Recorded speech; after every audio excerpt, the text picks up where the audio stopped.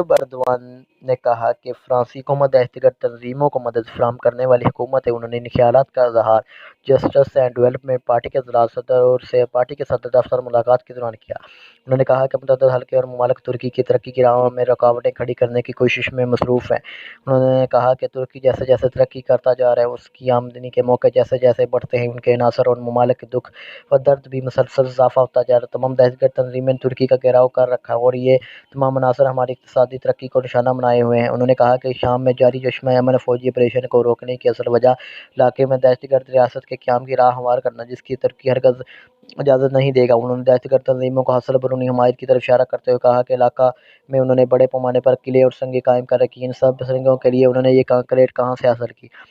Company کس لیے ferric company کا تعلق کس ملک سے ہے؟ فرانس۔ پہلے تم اس کمپنی کے بارے میں بتاؤ۔